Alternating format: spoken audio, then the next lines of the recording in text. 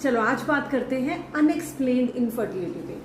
Unexplained infertility means जब doctor ने बोला है कि सब कुछ ठीक है, सब कुछ का मतलब है यूट्रस ठीक है, यूट्रस में कोई प्रॉब्लम नहीं है, ओवरीज ठीक हैं, आपकी एग फॉलिकुलोमेट्री हो गई, एग फॉर्मेशन चेक हो गई, उसमें एग्स बन रहे हैं, आपकी लाइनिंग ठीक बन रही है, आपने ट्यूब्स का एक्सरे करवा लिया है, HSG जिसे बोलते हैं, उसमें ट्यूब्स भी दोनों खुली हैं, हस्बैंड ने स्पर्म्स का टेस्ट करा लिया है, उसमें स्पर्म्स भी नॉर्मल हैं।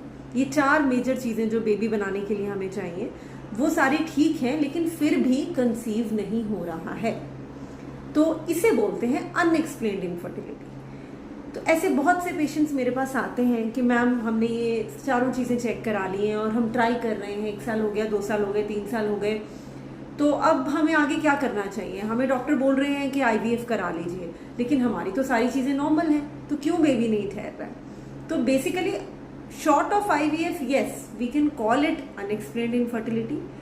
तो अब ऐसे केसेस में एक्सप्लेन करने के लिए बेसिकली वी हैव टू, देखो रीजन तो कोई ना कोई है कि कंसीव नहीं हो रहा है ना, बिना रीजन के तो प्रॉब्लम नहीं होगी, बस अभी तक वो रीजन फाइंड आउट नहीं हुआ है, और जो हमारे 4 मेजर रीजंस होते हैं उनमें से वो रीजन नहीं है। लेकिन ऐसा नहीं है कि अब रीजंस खत्म हो गए कि इन चारों के अलावा और कोई प्रॉब्लम नहीं हो सकती। ये 4 मेजर चीजें हैं, इसके अलावा माइक्रोस्कोपिक लेवल पे, क्वालिटी के लेवल पे प्रॉब्लम हो सकती है। जैसे कि आपकी एग बन रहा है, अल्ट्रासाउंड पे दिख रहा है, लेकिन उसकी क्वालिटी अच्छी नहीं है।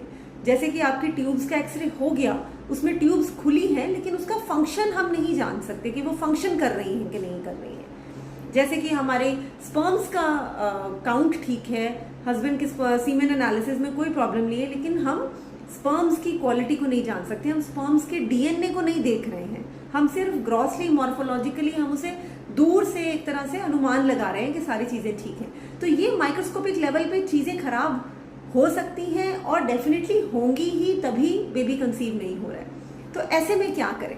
देखो ऐसे में अगर सीमेन काउंट ठीक है और ये सारी चीजें ठीक हैं, तो IUI कराने से बहुत कुछ फायदा मिलेगा नहीं।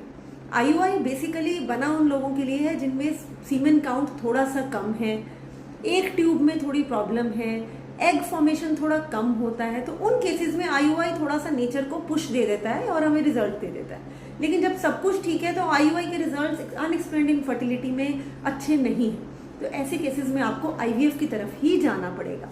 Why how IVF helps, basically IVF में हम क्वालिटी ही देख रहे हैं।